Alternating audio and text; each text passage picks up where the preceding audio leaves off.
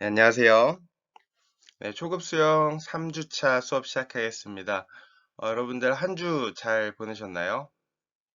네, 다들 코로나라는 지금 이 팬데믹 상황에서 감염 조심하시고 마스크 꼭 껴서 감염 당하지 않도록 꼭 주의하시고요. 그 다음에 손 소독 꼭 하셔서 손에 묻었던 세균들이 코나 눈이나 입으로 많이 전이된다고 합니다. 그래서 여러분들 장소 이동하실 때마다 손 소독 꼭 해주시고 이야기할 때는 꼭 마스크 껴서 여러분들 개인 방역부터 가장 영순위로 지켜야 되는 게 개인 방역인 것 같습니다. 그러다 보면은 어느덧 이런 코로나라는 사태가 종식이 되고 여러분들 금방 교육은 다시 원 상태로 돌아갈 수 있기 때문에 여러분들 수영장에서 만나는 그날까지 저도 기다리고 있겠습니다. 여러분들 과제했던 영상들, 과제를 냈던 것들, 이러한 것들을 제가 보았는데요. 상당히 자세히 적어주는 분들도 많고, 좀 단답형으로 적는 분들이 있었습니다. 서술형은 여러분들이 글을 쓴다라고 표현을 하고요. 명사랑 명사로 자명 25 끝. 이게 아니고요. 서술한다라는 것은 자명 25m에 대한 의미를 여러분들이 적으면서 그거에 대한 걸 다시 한번 생각해보고 이거는 어떻게 해야겠다라는 생각을 여러분들이 하게 됩니다. 그러면 이런 게 필요하고 거기에 대한 전략을 여러분들이 수립하게 되고 그 목표가 설정이 되었기 때문에 목표를 도달하기 위한 여러분들이 부수적인 노력을 하겠죠. 목표가 생기면 여러분들이 행동이 바뀌고 그렇기 때문에 저는 여러분들한테 서술하는 형식으로 많이 묻는 이유는 여러분들이 나중에 이러한 내용들을 누군가에게 알려줄 때 자명 25 이렇게 표현하실 건 아니겠죠? 네. 자명 25m는 뭐 물속에서 벽을 찬 다음에 그다음에 호흡 없이 쭉 가면서 여러분들 물 안에서는 물의 저항을 좀 최소한으로 받되 효율적으로 팔을 쭉 평형하듯이 팔을 쭉 밑으로 쭉 밀어주고 발차기도 쭉 밀어주는 약간 그러면서 가속과 감속이 이루어질 수밖에 없는 그러한 자명 에 대한 여러분이 그런 생각을 하게 되면은 나중에 여러분들이 시간이 지나서 티칭을 할 때도 저는 도움이 된다고 생각이 됩니다. 여러분들은 그냥 수업을 어, 받아들이면 그냥 새겠죠. 그거를 여러분들이 한 번 더 머릿속에 묻고 그다음 그거에 대해 생각을 하고 그거에 대해서 표현을 하고 그거에 대해서 설명을 하다 보면은 이게 본인의 지식으로 체득이 되기 때문에 여러분들이 힘들겠지만 저는 매주 동영상에 관련된 과제를 낸 이유가 여러분들에게 하나의 조금 약간의 복습 그리고 여러분들이 나중에 지도자나 교육을 할 때 도움이 되게끔 이렇게 설명하듯이 서술형으로 많이 물어보는 이유는 그런 거입니다. 저도 저 혼자지만 제가 내는 과제는 20개. 근데 다른 분만까지도 있으면은 저는 한 가지 과제에 대한 80문제를 피드백을 해줘야 됩니다. 매주 매주. 그렇기 때문에 저도 사실은 쉬운 건 아닙니다. 계속 여러분들이 썼던 글들 다 읽어보고 잘못된 부분 교정해주고 피드백을 해줘야 되는 역할이기 때문에 그렇게 하고 있고요. 여러분들이 조금 번거롭고 힘들고 매주 과제는 좀 그렇다라고 생각하실지 모르겠지만 동영상 강의를 정확히 듣는다면 가볍게 적을 수 있고 여러분들이 좀더 집중도 있고 효율적인 수업이 되지 않을까라는 생각을 하고 있습니다.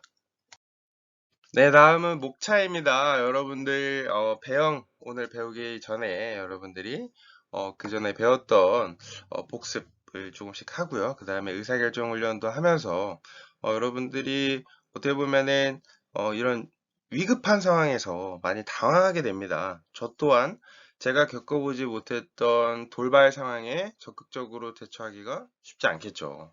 네, 그거는 처음 겪는 일은 대부분 시행착오를 겪게 되고, 그런데 생명과 연결된 상황에서 시행착오를 겪으면은 생명이, 네, 안 좋겠죠. 그렇기 때문에 여러분들이 미리 이러한 의사결정 훈련을 하게 되면은 위급 상황 때 조금 완벽하진 않아도 조금 덜 당황하고 조금 더 신속하게 생명을 지킬 수 있다라는 생각을 하기 때문에 여러분들이 수영을 영법을 배우는 것도 중요하지만 여러분들이 하나의 주체자, 주도적인 주인의식을 갖고 여러분들이 주도적으로 그걸 대처하다 보면은 자연스럽게 본인은 그 행동을 안 하게 됩니다.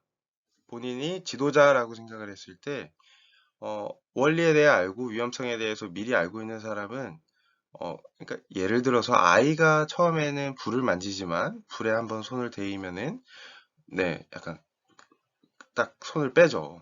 왜냐면 대어봤기 때문에 압니다. 그만큼 여러분들이 최대한 이런 경험들, 다양한 경험들 많이 해봐야 여러분들이 나중에 실제 상황에서도 적용이 가능하기 때문에 네, 의사결정 훈련 이런 것도 같이 알아보고요. 오늘은 배영에 대해서 한번 같이 알아보겠습니다. 배영이라는 의미, 그리고 여러분들이 누군가에게 배영을 알려줄 때 배영 어떻게 설명하시겠어요? 네, 좀 당황되시죠? 그럴 때 여러분들에게 하나의 팁처럼 이러한 내용들을 하나하나 여러분들이 알고 있다면 배영이란 뭐 이런 겁니다. 이렇게 뭐 자세가 이렇고 속도는 뭐 가속과 감속이 이렇게 이루어지고 캐치, 풀, 피니시, 리커버리라는 뭐 이러한 이렇게 전문 용어를 딱 하면은 배우는 사람 입장에서 그래도 체계적으로 나에게 이런 배영에 대한 지식을 알려주는구나 라는 생각을 할 수 있다고 생각이 들기 때문에 여러분들이 배영에 대한 용어와 배영에 대한 특징, 원리 뭐 이러한 것들을 이번에 다 최대한 많이 가져가시길 바랍니다. 그 다음에 세분화시켜서 여러분들이 종합적으로 한 번에 하게 되면은 주의가 분산이 됩니다. 주의는 집중해서 여러분들이 하나하나 초반 단계에서 한 번에 두 가지 동작을 하게 하면은 못합니다.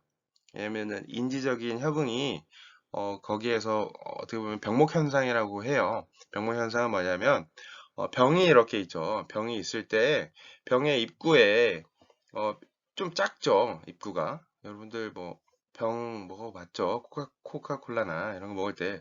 그럼 많은 주의가 있다면 여러분들이 소화할 수 있는 내용은 이 병의 입구 한 동작인데, 8동작만 해야 되는데, 막 다리도 시키고, 호흡도 시키고, 막 속도 곡선 생각하세요. 이렇게 막 여러 개를 여러분들한테 제시를 하게 되면은, 이 주의는 결국에 이거 하나밖에 못 나가는데, 많은 이러한 생각들이 겹치면은 결국에 그냥 물에 가라앉아 버립니다. 예, 생각이 복잡해지면. 그렇기 때문에 세분화돼서 하나, 팔만 하고, 다리만 하고, 호흡만 하고, 뭐 이런 식으로. 이렇게 하나, 기초적인 것부터, 그 다음 뭐 두 가지를 병합해서 하거나, 뭐 이런 식으로 여러분들이 단계별로 순차적으로 난이도를 약한 것부터 이렇게 점점점 이렇게 올려야 합니다. 그래서 이렇게 했고요. 그 다음에 여러분들이 좀 수업 이후에 포인트를 잡고, 이거는 이렇게 해야지 라는 실력 향상 포인트, 그리고 마지막으로 자유형 복습까지도 같이 한번 알아보겠습니다. 네, 먼저 자유형 킥 포인트입니다. 여러분들, 제가 수업 시간에도 누누이 얘기하고 많이 얘기했던 거지만, 플러터 킥이라는 용어. 네, 플러터 킥은, 깃발에 나부 끼듯이 차는 거라고 표현을 합니다. 무릎을 굽혀서 피면은, 차면은 아무래도 물보라가 바바바바바방 많이 일어나겠죠. 이 플러터 킥은 여러분들이 나중에 시간이 많이 지나고 스쿠버 다이빙을 할 때도 그 산소호흡기를 끼고 다리를 쭉 펴고 이렇게 천천히 이렇게 그 보면은 TV나 뭐 이런 데에서 보면은 굉장히 물 안에서 편안하게 이렇게 나아가는 대신 오리발을 꼈죠. 오리발을 껴고 이렇게 나아가는 그러한 스쿠버 다이버들을 볼 수 있습니다. 스쿠버 다이버들이 무릎을 막 굽히면서 이렇게 차는 거 보신 적은 아마 없으실 거예요. 근데 제가 이거를 계속 하는 이유는 이건 강조해도 급하게 되면은 좀 지켜지지 않는 거기 때문에 수영을 만약에 처음에 배웠던 분이라면 아마 수영장에서 킥판을 잡고 발차기를 막 열심히 했었던 그러한 추억이 샘솟을 거라고 생각이 듭니다. 플러터킥이라는 용어 여러분들이 한 번 더 기억해 주시고 여러분들이 진짜 찰 때 발목도 이렇게 구부리지 않고 쭉 펴서 지금 사진 보면은 무릎을 편 다에 보면은 발목을 펴서 산다는 이런 여러분들이 또 눈썰미가 있어서 이런 발목까지도 포인트를 잡고 발목을 펴주고 무릎을 좀 편 상태로 플러터 킥을 가볍게 이렇게 처음에는 가볍게 타다가 힘줘서 파바바박 찰 때 진짜 가속이 붙는구나 라는 걸 여러분들이 차면서 느끼게 되면은 아무래도 좀 더 유익할 것 같습니다. 네, 다음은 저항에 따른 속도의 차이입니다.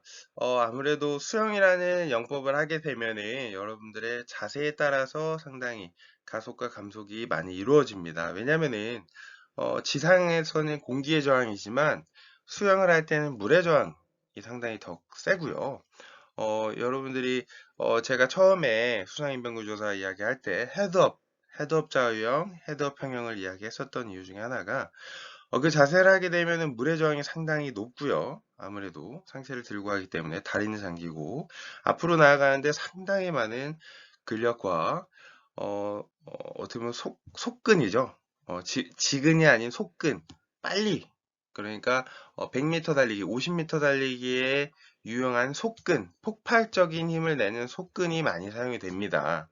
지근은 아무래도 마라톤 같은, 예, 대신 어떻게 보면은 산소를 조금 더 효율적으로 받아들이고 근육이 좀 더 오랫동안 장시간 할 수 있는 게 지근 그리고 속근 이런 게 있는데요. 아무래도 수상인명구조사는 빠른 시간 내에 저기에 물에 빠져서 허우적거리는 사람을 구해야 되기 때문에 물의 저항 이겨내야 됩니다. 네, 그렇기 때문에 헤드업 자유형과 헤드업 평형을 나중에 하게 되시면 생각보다 힘들다. 생각보다 이게 그 순간적인 폭발적인 근력과 나의 강인한 체력 이야기했었죠. 이게 필요하구나라는 걸 한번 느끼게 될 겁니다. 다 할 수 있습니다. 여러분들도 점진적으로 그렇게 하다 보면은 점진성으로 하다 보면은 조금씩 분명히 할 수 있습니다. 여기에서 사진을 다 같이 한번 보면은 물에 얼굴을 너무 많이 들었을 때 헤드업 자유형과 헤드업 평형을 하면은 물의 저항을 많이 받는다고 그렇게 표현을 합니다. 하지만 여러분들은 이 저항도 이겨야 된다는 거 일단은 그렇게 알고 있고요. 가슴의 넓은 범위에 물의 저항을 많이 받고요. 하지만 입만 이렇게 가볍게 자유형때 호흡을 하게 되면은 여러분들이 물의 저항을 최소화할 수 있고 조금 더 가속을 할 수 있다. 감속을 적게 한다라는 이러한 원리를 알고 있다면 여러분들이 수영을 할때 인명을 구조하지 않고 여러분들이 뭐 수영을 할 때는 이렇게 뭐 헤드업을 하지 않고 호흡도 여러분들이 좀 의식적으로 내가 방금 고개를 살짝 돌릴 때 너무 많이 돌렸나? 라는 생각을 여러분들 한 번쯤 하면은 저의 이런 강의가 성공했다고 생각이 들고요. 여러분들 저항에 따른 속도의 차이 한 번 더 기억해 주시길 바랍니다. 네, 다음은 의사결정 훈련, PACA 훈련입니다.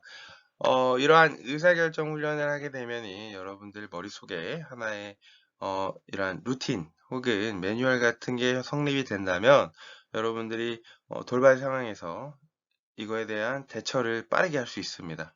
근데 어떡하지 발 동동동동 구르고 하면은 안 되겠죠. 여러분들이 좀 주도적으로 혹은 여러분들이 요구 조자가 됐을 때 나는 어떻게 대처하는 게 가장 나를 구조하러 오는 사람에게 내가 도움이 될까? 나를 구조해 오는 사람에게 잘 알려줄까? 이렇게 하는 역생각도 한번 하게 되면은 여러분들이 사고가 날 일은 저는 0%라고 생각이 듭니다. 처음에 프로블럼 어떤 문제가 생겼나? 이 사람이 물에 빠졌나? 다리에 쥐가 났나? 혹은 어디에 끼었나? 혹은 상처가 나서 피가 흐르는가? 이런 상황을 어떤 문제가 생겼는가 여러분들이 일단 생각을 해야 되고요. 그 다음에 alternative라는 대처 방안. 어, 저 사람 다리에 쥐가 났어. 그럼 내가 어떤 걸 해줘야 되지? 팔이 끼었어. 저기 수면초 벽면에 있는 그 사다리에 올라가다가 다리가 끼어버렸어. 그래서 고개가 뒤로 넘어가서 호흡을 못하고 있어. 그럼 어떻게 대처하지? 나의 뭐 아끼는 사람이 그런 상황 됐다. 그 다음 세 번째, 각 대안의 consequence는 무엇인가? 낙관적인가, 비관적인가. 그러니까 이 결과는 무엇인가라는 말입니다.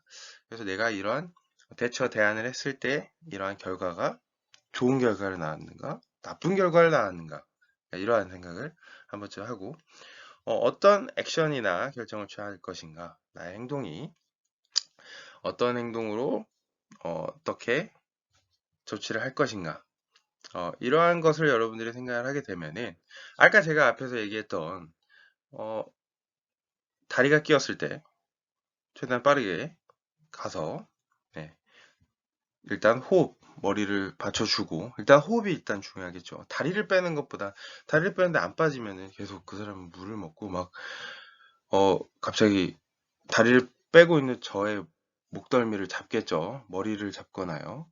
상당히 위험합니다. 네, 여러분들이 그거에 대해서, 그 위험성에 대해서 알아야 됩니다.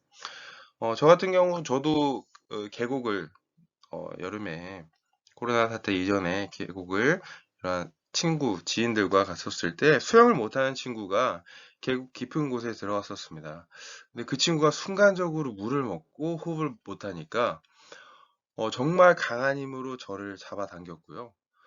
정말 있는 힘을 다해서 제 머리를 누릅니다. 네, 본인이 살기 위해서 호흡이 바로 막히게 되면은 아무거나 자꾸 누르게 됩니다. 그때 그러한 돌발 상황에서 저는 어떻게 했을까요? 제 머리를 누르고 있는 친구를. 네, 뭐 같이 들어간다, 뭐, 이런 건, 그런 생각은 하면 안 되시고요. 그것도 하나의 예시가 있습니다. 그렇게 힘을 많이 줄 때는 아예 오히려 같이 들어갔다가 제가 빠져나오고, 그 다음에 그 사람이 너무 막 그렇게 움직이게 되면은 뒤에서 접근을 해서 요구 조절을 구조하는 방법도 있습니다. 왜냐면 제가 잡히면은 저의 생명까지도 위험하기 때문에 그러한 돌발 상황에서는 대처를 잘해야 됩니다. 구하러 간 사람의 생명까지도 잃어버리면은 그것은 상당히 안 되고요. 그러면은 안 되고요. 일단은 나중에 제가 뭐 수업을 하겠지만 뭐 막대기로 여러분들 주변에 보이는 긴 막대기나 끈 같은 걸 던져줘서 구하는 게 가장 여러분도 안전하고 좋고요. 저는 다시 본론으로 들어가면 제가 그런 위급한 상황에서는 일단은 저는 그래도 숙련도가 있기 때문에 저를 누를 때 저는 오히려 눌림을 당하고 오히려 밑으로 깊숙이 들어갔습니다. 호흡 조절을 미리 했었고요. 저를 누를 때 저는 제가 눌리면서 오히려 제가 밑으로 내려가고 그 친구가 그 친구의 뒤로 이동을 해서 저도 본능적으로 그 친구를 물 바깥으로 이렇게 빠르게 밀었습니다. 저 잠수한 상태로 빠르게 이 친구가 일단은 발이 닿아야 호흡을 하고 본인이 그러한 공포심 완전 그 아비규환의 그런 동공이 막 흔들리고 네, 그러한 상황에 저도 따로 이렇게 잡아서 구조하지 않았고 저는 잠명을 해서 잠수를 한 상태에서 그 친구를 물 바깥으로 밀어주고 그 다음에 또 물 안에서 저는 계속 밑으로 내려가는 상황에서 밀어주고 왜냐하면 저는 호흡을 조절을 할 수 있었고 수영을 할 수 있었고 뭐 로터리 기기나 평형 발차기가 다 숙련이 됐었기 때문에 평정심을 갖고 그 친구가 일단은 물 바깥으로 빠르게 나가야겠다라는 생각으로 저는 물 바깥으로 밀어주고 저는 수심이 깊은 곳으로 계속 들어갔고 뭐 그렇게 저는 구조했던 기억이 아직도 생생하게 네, 그렇게 기억에 남습니다. 평정심을 찾아야 됩니다. 여러분들이 이러한 막 위급한 상황에서 여러분들이 평정심을 찾는 이러한 생각도 한 번쯤 해보면 이 PACA 훈련이 왜 필요한가? 그냥 뭐 그림인데 이거 영어 이거 네 개가 뭔데? 약간 이런 생각보다는 여러분들이 진짜 계곡에 가서 친구가 빠졌다. 어떻게 할 것인가? 네. 여러분들이 수영을 어떻게 어느 정도의 숙련도가 있어서 이 친구를 케어할 수 있을까? 그러니까 이런 생각을 하게 되면은 조금 시간이 유익하지 않을까 생각이 듭니다. 네, 다음은 의사결정 훈련 사고 예방 시스템입니다. 앞에 그러한 대처, PACA 그 대처를 할 때 어떤 기준을 갖는가라는 건데요. 일관성 있고 공정한 대처를 할 수 있다. 하나의 매뉴얼이 여러분들이 잡히게 되면은 공정하게 일관성 있게 빠르게 신속하게 1초 만에 대처할 수 있겠죠. 그다음에 규정을 강해야 하는 스트레스를 감소시킨다.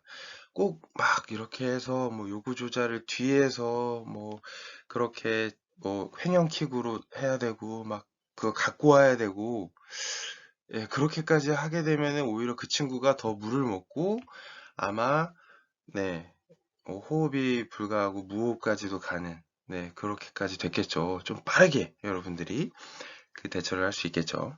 그 다음에 여러분들이 나중에 뭐 라이프가드를 하게 되면은 그 구역에만 집중할 수 있도록 이렇게 도와주는 하나의 이러한 생각입니다.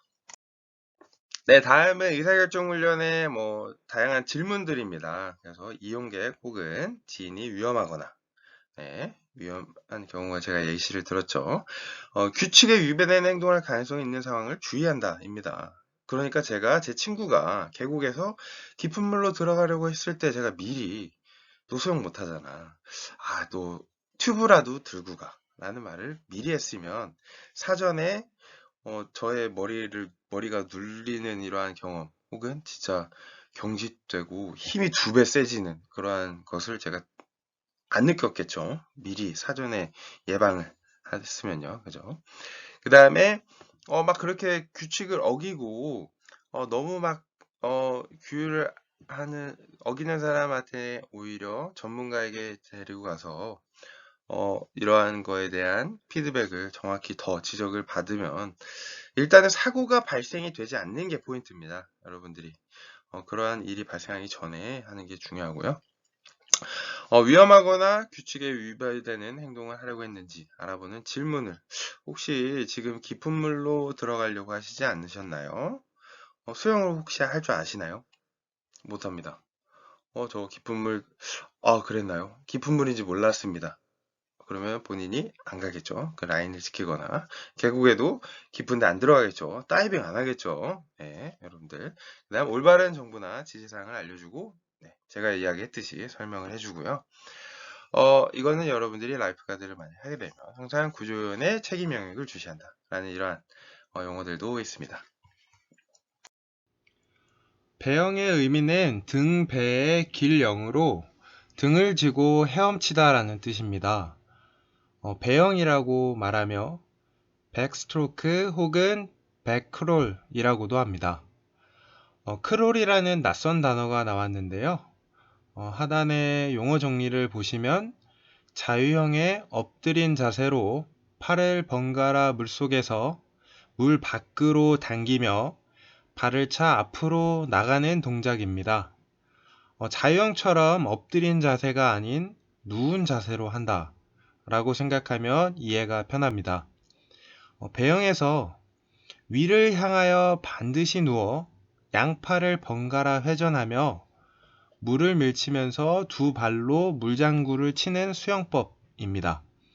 배영은 유일하게 위를 보고 누워서 하며 수면 위로 얼굴을 내어놓고 수영을 하기 때문에 호흡은 언제나 할 수 있어 얼굴을 물에 담그는 것이 고역인 사람에게는 이 수영법이 많이 사용됩니다. 우측의 사진은 배영의 스타트 사진인데요. 수영 시합 중에 유일하게 다이빙을 하지 않고 물 안에서 시작하게 됩니다. 배영의 기본 자세가 중요한데요. 일단 자세에 앞서 물 안에서의 호흡이 중요합니다. 인체의 폐는 공기를 담을 수 있는 공간으로 부력을 상승시켜 줍니다. 따라서 저는 숨을 가득 마셨을 때가 100%라고 하면은 80%의 호흡을 머금고 그 다음 배영뜨기 자세를 합니다. 즉 폐에 공기를 어느 정도 머금고 배영을 시작합니다. 자세한 설명은 뒤에 호흡에서 이야기하겠습니다. 배영뜨기를 하기 위해서 기본 동작으로 손바닥을 다리 옆에 붙이고 턱을 당겨 바르게 선 뒤 무릎을 구부려 발바닥으로 바닥을 밀며 물 위에 몸을 띄웁니다. 이때 시선은 하늘을 보고 얼굴, 가슴, 배 부분이 조금씩 물 위로 올라와 있는 상태를 만들고 배영뜨기를 합니다. 이때 몸에 힘이 들어가면 안 되고 가볍게 침대에 눕는 기분으로 혹은 종이배를 물 위에 올리듯이 살포시 눕습니다. 이때 호흡은 몇 프로 가지고 있는다고 했었죠? 네, 80% 이상 가지고 있어야 우측 상단의 배영뜨기 사진처럼 물 위에 얼굴, 가슴, 배가 뜨게 됩니다. 배영뜨기를 익힌 후 천천히 팔을 위로 들어 유선형 뜨기를 합니다. 유선형 뜨기란 물의 저항을 최소화하고 배나 자동차의 모양처럼 앞면과 뒷면이 뾰족하게 하는 것을 뜻합니다. 인체를 유선형 모양으로 만들기 위해서는 양팔을 귀 뒤로 하고 양손은 쭉 뻗어 물의 저항을 최소화합니다. 유선형 뜨기 또한 침대에 눕듯이 몸에 힘을 빼고 가볍게 띄운다는 기분으로 누워야 합니다. 누워서 하는 수영인 배영에서 일어나기를 할 때에도 방법이 있습니다. 두 가지 방법이 있는데요. 누워있는 상태에서 일어나기, 뒤집어 엎드린 자세에서 일어서기가 있습니다. 첫 번째로 누워있는 상태에서 일어나기는 1번 사진에서 우측 2번으로 무릎을 구부리면서 가슴 쪽으로 당기고 엉덩이를 깊이 가라앉힌 후 팔을 펴 균형을 잡고 손바닥으로 물을 눌러서 일어섭니다. 이때 무릎을 구부리면서 가슴 쪽으로 당길 때 코로 하고 숨을 내뱉어야 코로 물이 들어가지 않습니다. 두 번째, 뒤집어 엎드린 자세에서 일어서기는 기본 자세 1번 사진에서 밑으로 사진에 설명이 가고 있습니다. 2번으로 양손을 이용해 물을 한쪽으로 밀어 몸을 뒤집고 무릎을 구부리면서 가슴 쪽으로 당긴 뒤 손바닥으로 물을 눌러 일어섭니다. 이때에도 양손을 이용해 물을 한쪽으로 밀 때 코로 하고 숨을 내뱉어야 됩니다. 3번 자세에서 무릎을 가슴 쪽으로 당기고 엉덩이를 깊이 가라앉혀야 합니다. 이 두 가지 방법 모두 무릎을 가슴 쪽으로 끌어당기는 것이 동일합니다. 배영 자세에 대해 들어가기에 앞서 배영의 속도 곡선을 한번 보고 용어를 다시 확인해 보도록 하겠습니다. 자유형과 같이 X축은 시간, Y축은 이동 속도의 그래프입니다. 두 영법의 비교를 통하여 이해를 돕기 위해 좌측은 배영, 그리고 우측은 자유형의 속도 곡선입니다. 배영의 속도 곡선은 자유형과 곡선의 기울기가 거의 비슷하며 가속과 감속은 작은 경사가 계속되는 것을 보실 수 있습니다. 그림에서 차이는 잘 나타나지 않지만 속도는 자유형보다 느려서 최고점의 높이가 배영이 약간 낮습니다. 예를 들어서 자유형의 최고 속도가 6이라는 예시를 들었으면 배영의 최고 속도는 4.5 정도로 이해하시면 됩니다. 자유형과 동일한 용어로 물을 잡는 동작인 캐치, 당기는 풀, 그리고 푸시, 마무리, 피니시, 그리고 회복 동작인 리커버리 동작이 있습니다. 이제 본격적으로 부분 동작을 알아보겠습니다. 먼저 팔 동작입니다. 배영의 팔 동작은 물 잡기인 1번 캐치, 2번 당기고 밀기인 풀앤푸시, 3번 손을 물에서 빼는 피니쉬, 4번 팔을 수중 밖에서 돌리는 되돌리기인 리커버리로 구분됩니다. 우측 그림처럼 1번 캐치는 손바닥이 인체에서 바깥면을 향하고 새끼손가락부터 입수하게 됩니다. 이후 손이 손목부터 휘어져 물을 잡는 것이며 이때 몸의 롤링은 최대가 됩니다. 롤링이 최대가 될 수밖에 없는 이유는 작용 반작용의 원리로 물을 강하게 밀기 때문에 반대 방향으로 저항함으로써 인체는 회전하게 됩니다. 2번 당기기인 풀은 팔 전체로 물을 캐치한 후 팔꿈치를 구부리기 시작하고 팔은 발 쪽을 향해 신체가 앞으로 나아가기 위해 발 쪽으로 미는 것을 말합니다. 3번 밀기인 푸시는 손목에 스냅을 넣어 단숨에 물을 후방으로 밀어내고 이때 스피드는 최대로 가속이 됩니다. 마지막 4번 되돌리기인 리커버리는 수중에서 적기가 끝난 손은 어깨에 힘을 빼고 대퇴부 옆에서 자연스러운 형태로 되돌리기 하게 됩니다. 손은 어깨 위를 지나고 이때 몸의 롤링을 이용해서 어깨를 되도록 수면 위에 있도록 해야 물의 저항을 감소시킬 수 있습니다. 즉, 배영에서 스피드를 내기 위해서는 빠른 타이밍으로 간결하게 동작을 해야 합니다. 입수 후 곧바로 팔꿈치에서부터 손바닥까지의 앞팔을 사용해서 다리 쪽을 향해 물을 내보내야 합니다. 그렇게 하면 그 반작용 때문에 진행 방향으로 추진력이 생겨 속도를 낼 수 있습니다. 좌측 사진을 보면 파란색 방향으로 팔을 펴서 물의 깊은 곳을 젓는 쪽이 물을 많이 잡을 것 같은 느낌이 들지만 그렇게 하면 힘이 아래쪽으로 전달이 되어 진행 방향으로 추진력이 작아집니다. 게다가 힘이 아래로 전달되는 반동 때문에 몸이 위아래로 움직이므로 물의 저항이 커질 뿐만 아니라 불필요한 에너지도 소비하게 됩니다. 우측에 캐치 타이밍에 따른 속도 비교 그래프를 보시면 파란색처럼 팔을 크게 저었을 때 속도가 느린 것을 볼 수 있습니다.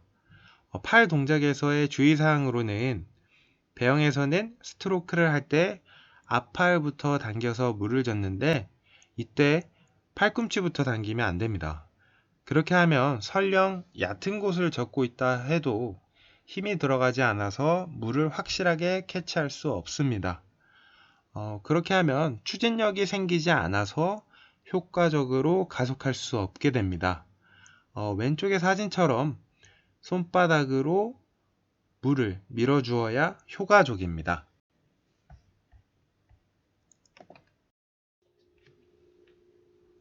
피니쉬와 리커버리 동작에 대하여 자세히 알아보겠습니다. 속도 그래프에서 보았듯 피니쉬 동작에서는 이미 감속이 시작되고 있습니다. 따라서 힘을 최대한 빼고 간결한 동작을 하는 것이 이상적입니다. 좌측 사진처럼 피니쉬에서 강하게 힘을 주지 말고 재빠르게 물속에서 손을 싹 빼고 반대쪽 팔은 빠르게 다음 캐치를 해야 합니다. 첫 번째 사진에서 우측 팔은 이미 캐치 동작을 하고 있고 입수 시 손바닥의 방향은 어디 면을 향하고 있었죠? 네, 바깥쪽 면 혹은 옆면을 향하고 있다고 표현을 합니다. 만약 피니쉬에서 힘을 주면 물의 저항을 받아 물보라가 크게 일어나고 또 피니쉬를 할 때에는 이미 속도의 절정을 지나고 있기 때문에 그 이상의 힘을 더해도 효과적인 가속으로 이어지지 않습니다.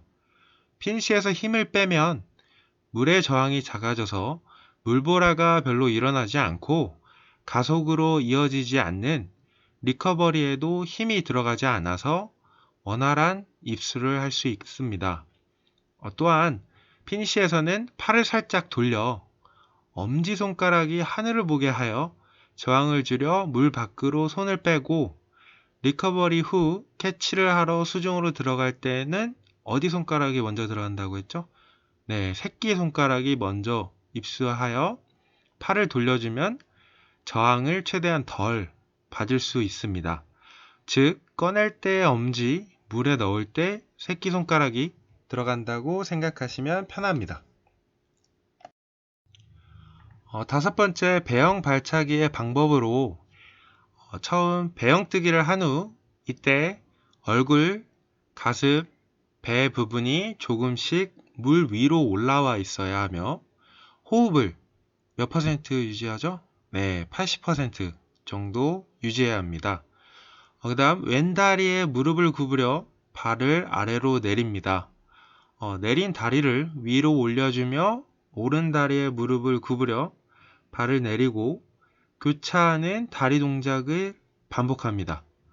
오른쪽 그림을 보면서 천천히 부가 설명을 하면 크게 골반, 무릎, 발 이렇게 크게 세 가지로 나누어 드려서 설명드리겠습니다. 이때 발목에는 힘을 60%만 주어 쭉 펴줍니다. 왜냐하면 물과 닿는 표면을 넓히기도 하고 추진력을 얻기 위해서입니다. 1번 그림처럼 오른쪽 골반과 무릎을 위로 올릴 때 왼쪽 발은 밑으로 밀어줍니다. 이러한 이유는 밸런스를 맞추는 동작입니다. 순차적으로 보면 오른 골반 그리고 무릎이 업과 동시에 왼발은 아랫방향으로 밀고 오른발을 위를 향해 가볍게 밀어줍니다. 이러한 동작은 구분 동작이 아니고 순차적으로 부드러운 체인과 같은 연결 동작입니다. 2번 동작은 오른 무릎과 발을 밑으로 내리는 즉시 왼 무릎과 왼 발을 들어주는 동작입니다.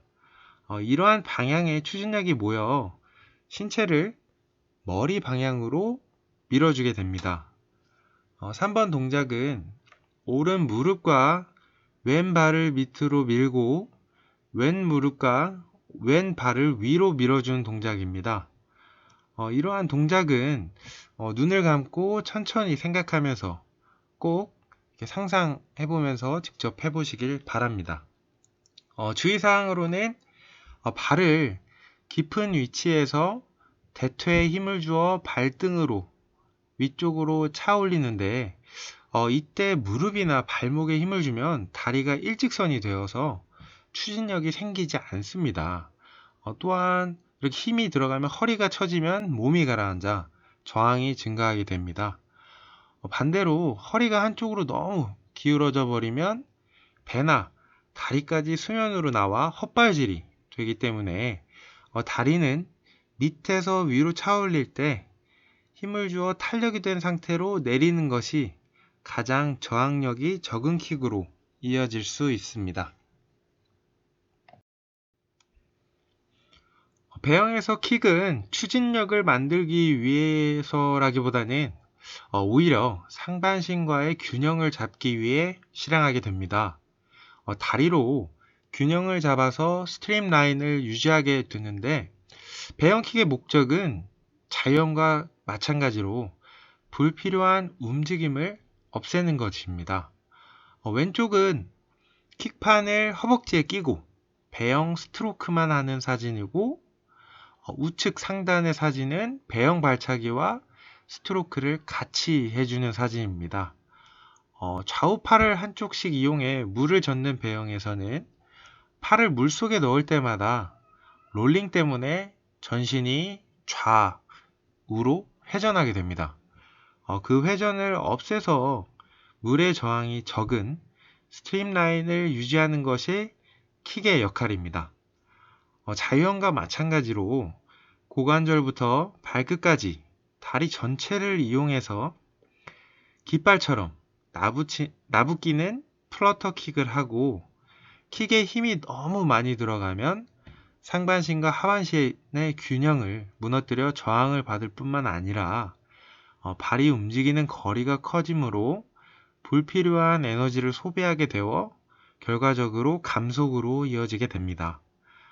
좌측 하단의 사진은 정면에서 봐도 축이 구부러져서 몸이 좌우로 크게 흔들리는 것을 볼 수 있습니다.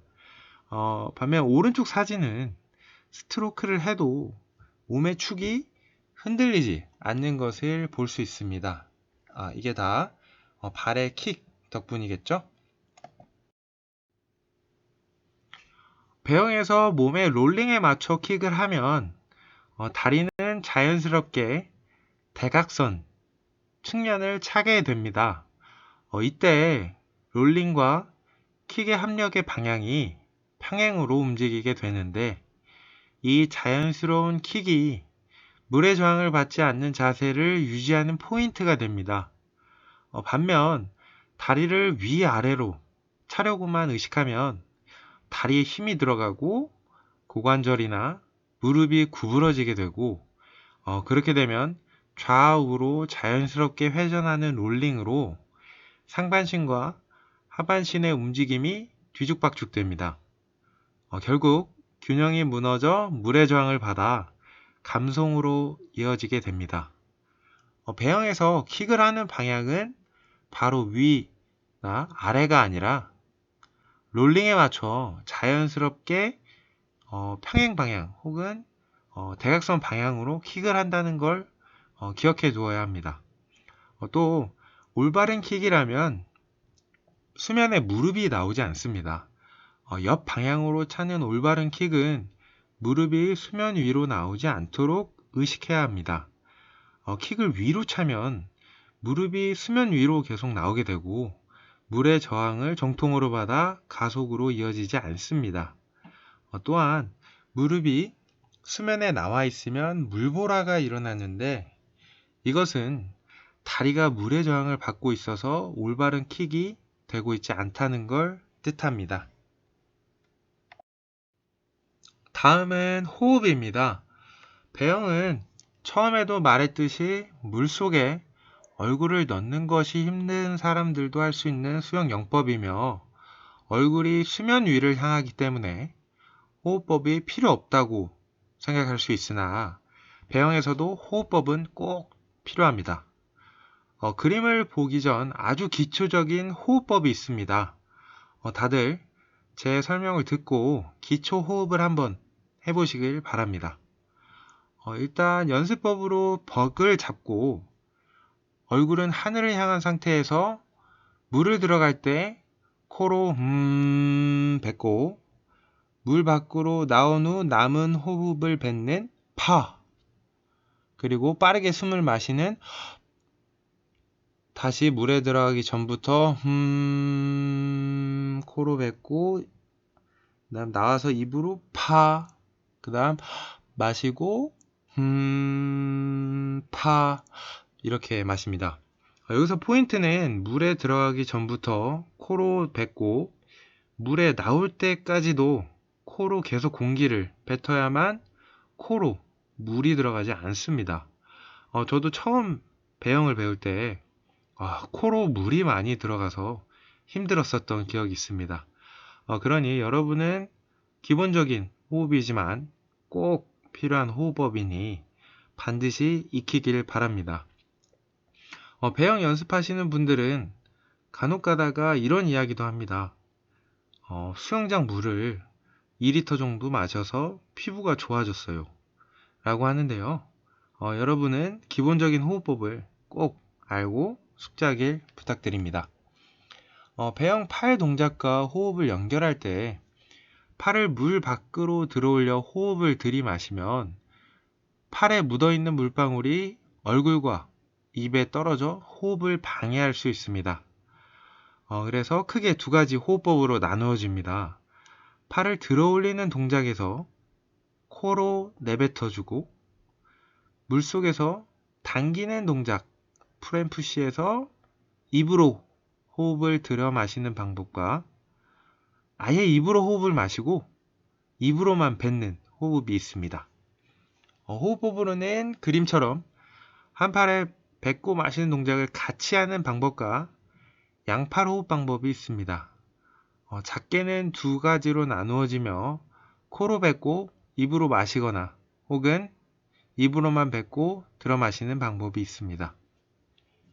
먼저 한 팔에 내뱉는 동작과 들이마시는 동작을 함께 연습하는 방법은 첫째, 리커버리 동작 이후 팔을 어깨 위로 지나 귀 옆에 가깝게 놓으며 코로 호흡을 내뱉습니다.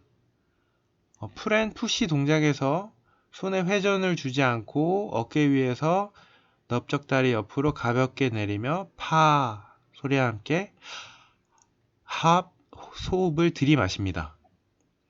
넓적다리는 측면 허벅지라고 생각하시면 이해하기 편합니다. 양팔 호흡 연습법에 대하여 자세히 알아보겠습니다. 왼쪽 팔에 내뱉고 오른쪽 팔에 들이마시는 호흡 방법입니다. 왼팔을 어깨 앞으로 들어 어깨 위를 지나 귀 옆쪽에 가깝게 놓고 손을 돌리지 않고 어깨 위에서 넓적다리 옆으로 내리며 코로 호흡을 뱉습니다. 다음 오른팔을 어깨 앞으로 들어 어깨 위를 지나 귀 옆쪽에 가깝게 놓습니다. 손을 돌리지 않고 어깨 위에서 넓적다리 옆으로 내린 뒤 입으로 호흡을 들이마십니다. 마지막 방법으로는 왼팔에 입으로 내뱉고 오른팔에 입으로 들이마시는 동작입니다. 이러한 동작들이 개인마다 이렇게 선호하는 호흡법이 있으니 편한 호흡 방법으로 하시면 됩니다. 정리하자면 한팔 호흡 그리고 양팔 호흡으로 크게 나뉘고요. 그 안에서 호흡 방법에서 코로 내뱉는 호흡을 하거나 입으로 내뱉고 마시고 둘 다 하는 동작이 있습니다. 지금까지 기본적인 연습법을 알려주었는데요. 설명을 보면 연결 동작이 아닌 구분 동작이라는 것을 알 수 있습니다. 처음엔 기본 동작을 연습하고 어느 정도 동작에 대한 인지가 된 다음 연결 동작에 대하여 설명해 드리겠습니다. 비록 온라인 강의지만 지금 알려드린 연습법을 잠시 눈을 감고 생각도 해보고 원리에 대해서 되새긴다면 값진 시간이 되지 않을까 생각이 됩니다. 실력 향상 포인트를 살펴보며 배영 부분 동작을 다시 정리해 보겠습니다. 배영의 팔 동작은 자유형과 같은 캐치, 풀 앤 푸시, 피니시, 리커버리 동작이 있습니다. 팔의 동작이 비슷하여 크롤 혹은 백크롤 이라고도 표현하기도 했죠. 배영은 백크롤 이라고 표현을 하고요.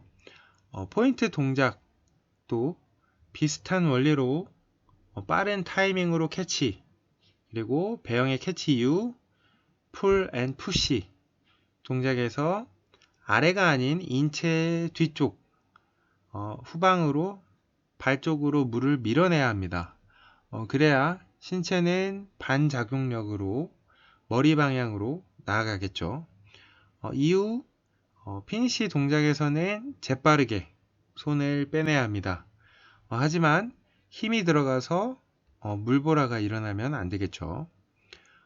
다음 호흡은 물속 당기는 동작에서 입으로 들이마시고 팔을 들어 올리는 동작에서 물이 튈 수 있으니 내뱉습니다.